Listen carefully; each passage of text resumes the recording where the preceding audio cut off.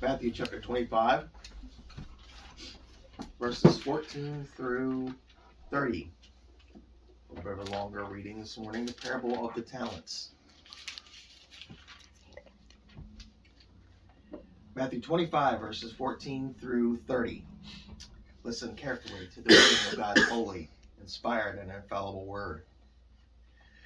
For it will be like a man going on a journey who called his servants and entrusted to them his property. To one he gave 5 talents, to another 2, to another 1, to each according to his ability. Then he went away. He who had received the 5 talents went at once and traded with them, and he made 5 talents more. So also he who had 2 talents made 2 talents more. But he who had received the 1 talent went and dug in the ground and hid his master's money. Now after a long time the master of those servants came and settled accounts with them. And he who had received 5 talents came forward, bringing 5 talents more, saying, Master, you delivered to me 5 talents. Here, I have made 5 talents more. His master said to him, Well done, good and faithful servant. You have been faithful over a little, and I will set you over much. Enter into the joy of your master. And he also, who had the 2 talents, came forward, saying, Master, you delivered to me 2 talents. Here, I made 2 talents more. His master said to him, Well done, good and faithful servant. You have been faithful over a little. I will set you over much. Enter into the joy of your master. He also had received 1 talent, came forward, saying, Master, I knew you to be a hard man, reaping where you did not sow and gathering where you scattered no seed. So I was afraid, and I went and I hid your talent in the ground. Here, have what is yours. But his master answered him, You wicked and slothful servant. You knew that I reap where I have not sown and gathered where I scattered no seed.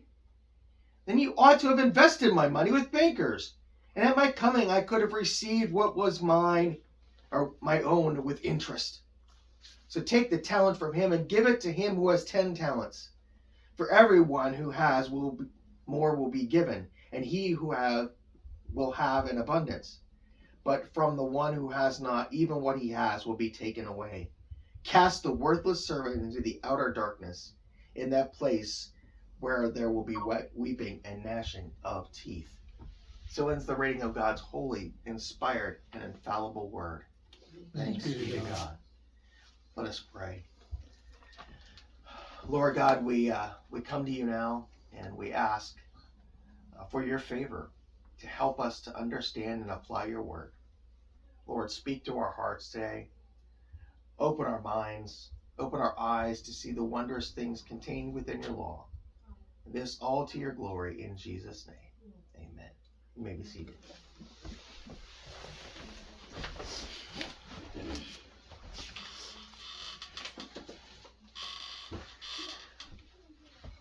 One of the main purposes of my recent trip to Pakistan was to celebrate 50 years of service to Jesus Christ by Reverend Sardar Ahmad-Din, as well as to mark the next chapter in the ministry of WBM in Lahore, Pakistan. Over the course of a couple weeks, we heard some good things about Sardar. People thanking him for his labors, others telling of the impact that his ministry had on their lives, people that were following in his footsteps. All of those were wonderful things for Reverend Sardar to hear. But of all the things that Sardar heard regarding his ministry over 50 years, it's not from the lips of men that he will receive his greatest commendation. I would guess that the commendation that Reverend Sardar longed to hear is the commendation of God, the commendation of Christ Jesus. To hear, well done, good and faithful servant. And in truth, it should be all of our strongest desires to hear, well done, from the sovereign God. So we're going to take a few minutes and look together at the text where this phrase is found, from Matthew chapter 25. There is also another version of the parable in Matthew 19, where the details are slightly different, but we're going to use the Matthew 25 version. This parable in the Gospel of Matthew is found during a lengthy section of parables and teachings oriented toward the day of judgment. Right before this parable is the parable of the wise and the foolish virgins who were supposed to be ready with their lamps. Immediately following is the separation of the sheep and the goats, where the righteous hear, "Come, you blessed of my Father, inherit the kingdom," while the wicked hear, "Depart from me, you cursed, into the everlasting fire, prepared for the devil and his angels." Within just a few short days, Jesus will end his earthly ministry, at least his ministry in this flesh. The parable begins with the man traveling to a far country. With Jesus' impending death, of course, we are meant to think of that. Jesus was preparing them for the day when he would depart from them. But before the man in the parable leaves, he entrusts 3 servants with some of his riches. And it says he does so according to their abilities. One gets 5 talents, second gets 2, the last is 1. But how much money is that? Really, we all recognize that it's money, but how much money is that? A talent, first of all, is a measure of weight.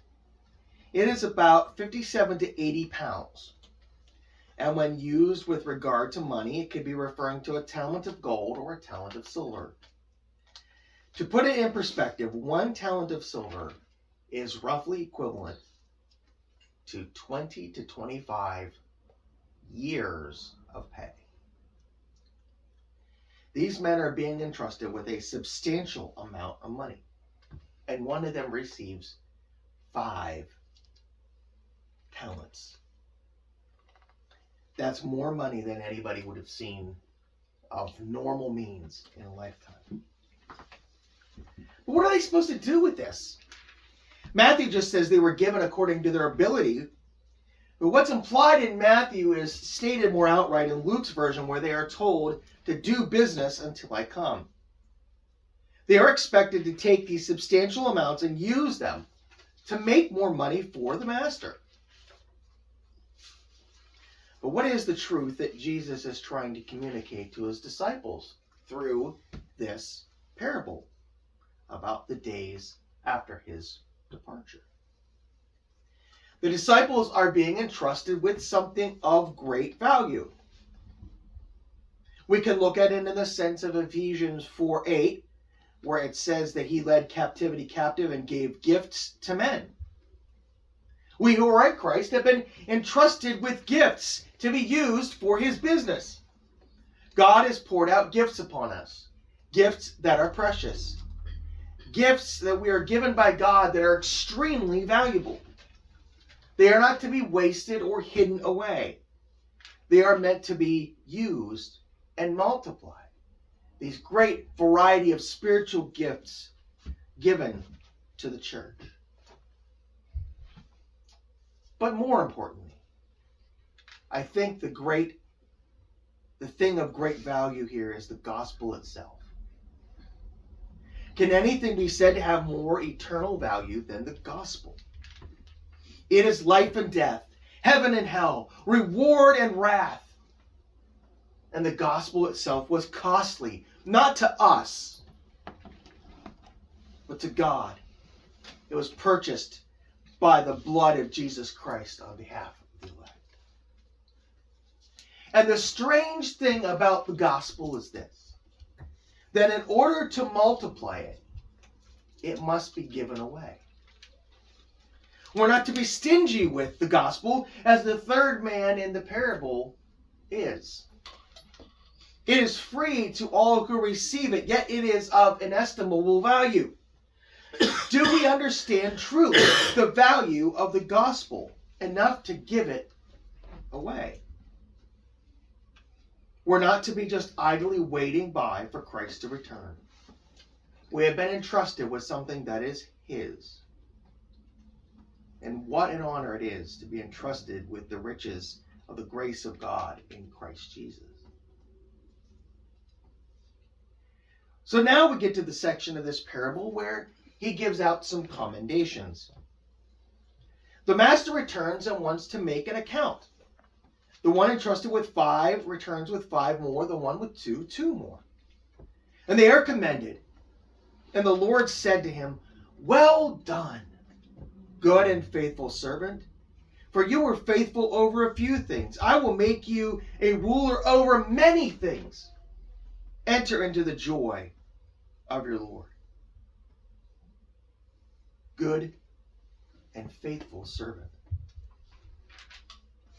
I said earlier that these are the words that we should all long to hear. These men took what was entrusted to them and returned it double. And they are told that they will be made rulers and that they will enter into the joy of their Lord. Their reward is twofold. They receive first the commendation of their master. Who doesn't like to hear "job well done"? Everyone likes to hear praise, commendation. And the praise of men can be wonderful. But this commendation comes with authority behind it. This commendation comes from the Master, the Lord. It is not the commendation of men, which can even sometimes be insincere. This is the commendation of the Lord God himself for our service unto him. And in my estimation, that would be reward enough.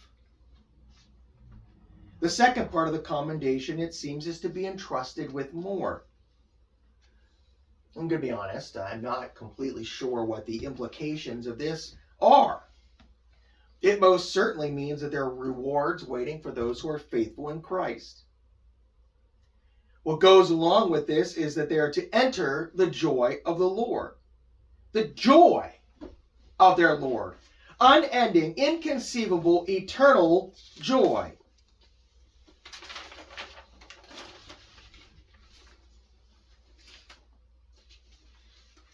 But we have a third servant. The third servant who is not commended. A third servant who is chastised. He not only failed to do business with the money, he buried it. Not only did he bury it, he makes excuses for why he buried it. His excuses are based on fear. Look at what he says. He says, "Master, I knew you to be a hard man, reaping what you did not sow, and gathering where you scattered no seed. So I was afraid, and I went and hid your talent in the ground."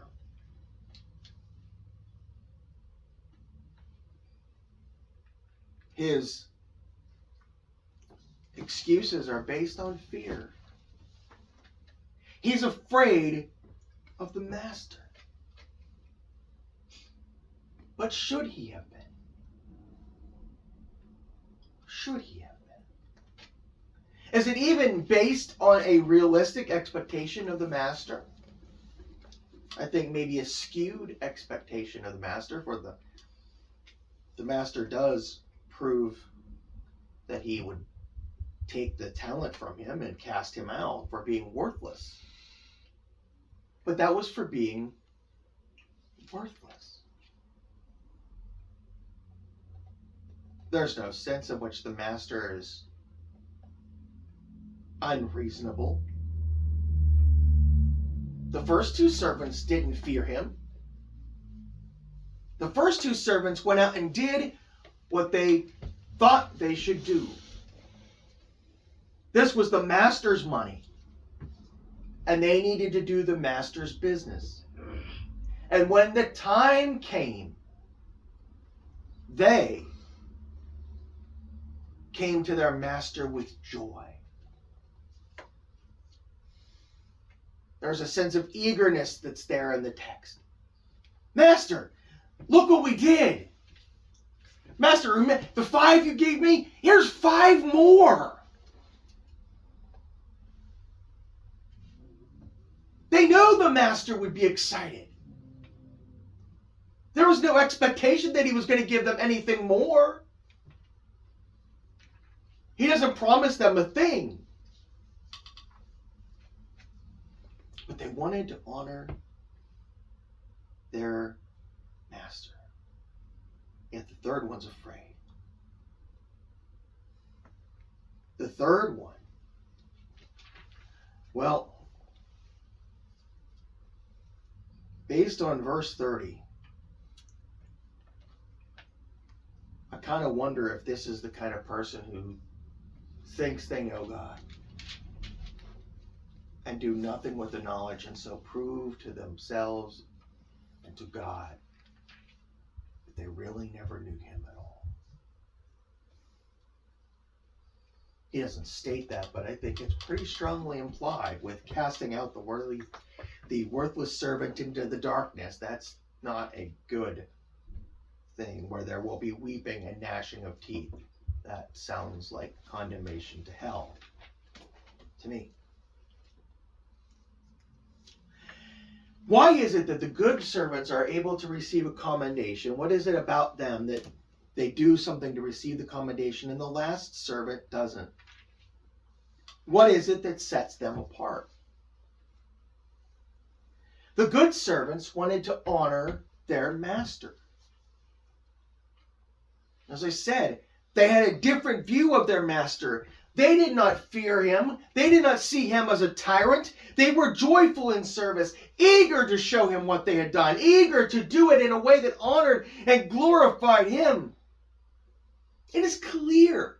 They loved their master. They respected their master. The third servant didn't. Do we love our master? Do we love our Lord? Do we respect our Lord? Do we find delight in bringing delight to God? Through the ministry, particularly of the gospel. A task that we all have a part in. The good servants also understand the value of what they have been entrusted. Because they knew that it was something of great value, they treated it like it was something of great value. They invested it. Isn't what he says to the unfaithful servant? Why didn't you take my money to the banker? Why didn't you invest my money with the banker? Why didn't you do at least something with it? I want you to think about something at the beginning of this too, this thought I meant to say earlier.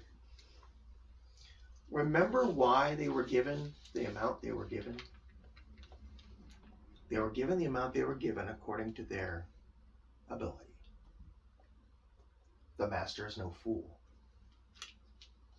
The master knew exactly what each guy was going to do.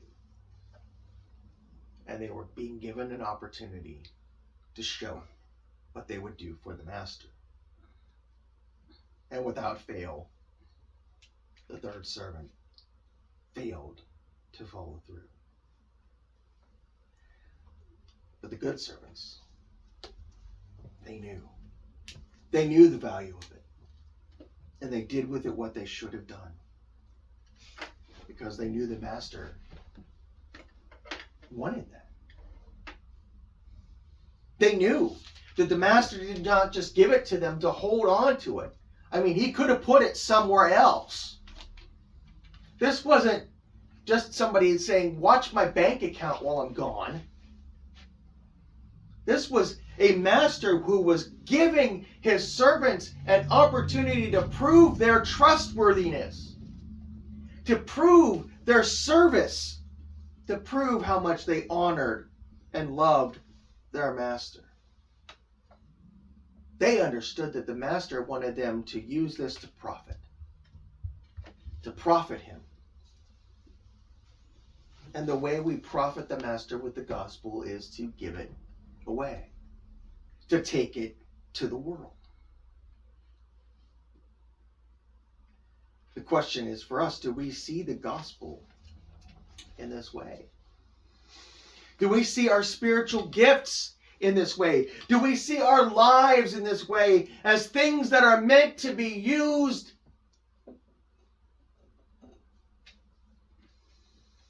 to grow the kingdom of Christ, to grow and expand the gospel's reach,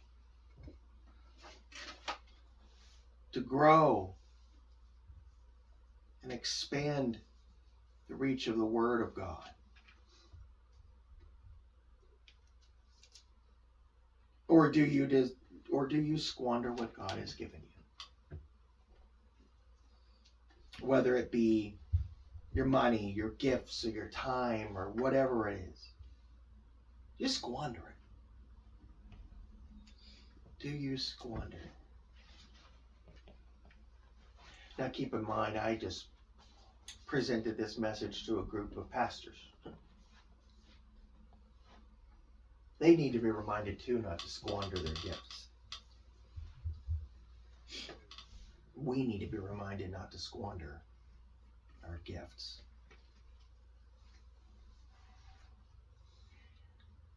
Do you desire to hear those words, "Well done, good and faithful servant"? There's a lot of beautiful sounds that can come into our ears. I heard lots of wonderful singing while I was over there. Couldn't understand a word of it. I understood maybe one word in the whole thing. If they were saying thanks, I understood that. Lots of percussion. They love some drums over there. It was beautiful music. And I heard lots of people thanking me and praising me for bringing the message to them and for coming to see their schools and preach to them. And that was a beautiful sound. Maybe you have other beautiful sounds that you like to have cross your ear. But the most beautiful sound that any of us could hope to hear are the words, "Well done, good and faithful servant. Enter into the joy of your Lord." May this be the reminder to all of us to serve Jesus Christ, who has given us so much that we ought to give back to him, to his glory, and for the advancement of his kingdom. Let's pray.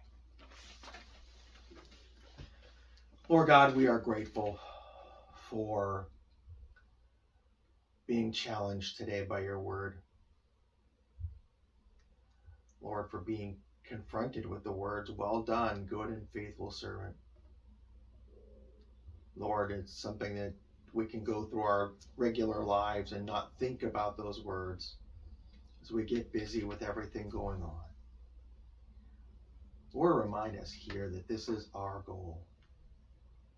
This is our end. And Lord, may we seek to grow this fledgling church, not with a desire to see our church puffed up and grow in numbers just to say that, but so that it would be part of our commendation. Well done, good and faithful servant. We thank you for this, Lord. Continue to challenge our hearts to obedience. In Christ's name, amen. This is Pastor Howard Sloan of King of Kings Reformed Church here in Bedford, Pennsylvania. Thank you for taking the time to listen to this sermon today, and I hope it blessed you.